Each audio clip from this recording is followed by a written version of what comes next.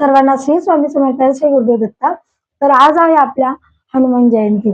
तर आपल्याला हनुमान जयंतीच्या दिवशी हनुमान मंदिरात जाताना कोणता नैवेद्य न्यायचा, कोणत्या वस्तू आपण सोबत न्यायच्या, त्याचबरोबर आपण कोणत्या सेवा करायच्या त्या आपण पाहणार आहोत.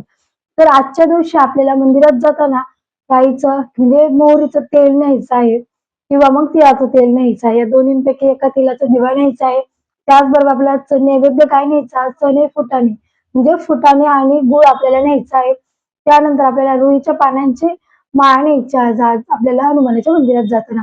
या सगळ्या वस्तू आपल्याला घेऊन जायच्या आहेत हनुमान मंदिरात जाताना. त्याचबरोबर तिथे बसून आपल्याला हनुमान देवाची सेवा करायची आहे. तुम्ही पंचमुखी हनुमान कवच म्हणा, रामरक्षा म्हणा किंवा मग तुम्ही आपल्या हनुमान चालीसा बोला किंवा ओम हनुमते नमः हा मंत्र म्हणा.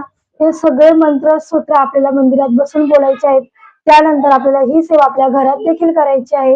जर तुमची मंदिरात नाही झाली, मंदिरात कसं आजच्या दिवशी सण म्हटलं की गर्दी असते, प्रचंड गर्दी असते, आपल्याला तिथं बसता येत नाही, उठता येत नाही, कारण कार्यक्रम असतात, भंडारा असतो, पूजा असते, असे सगळे विधी असतात, मंदिरात अभिषेक वगैरे असतो.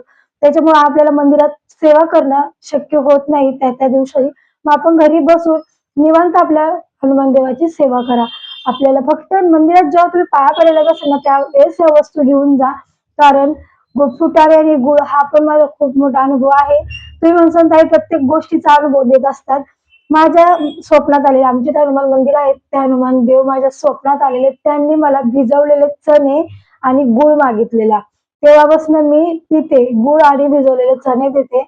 आणि आमच्या तिथे भंडारा असतो, तर आम्ही माझे मिस्टर तिथे, मग आम्ही तेव्हापासून जेव्हा मला स्वप्न पडलं ना, तेव्हापासून आम्ही हा रोल चालू केला. तिथे भंडाऱ्याला आपल्याकडनं फुल ना फुलाची पाकळी म्हणून आपण तिथं काहीतरी द्यायचं.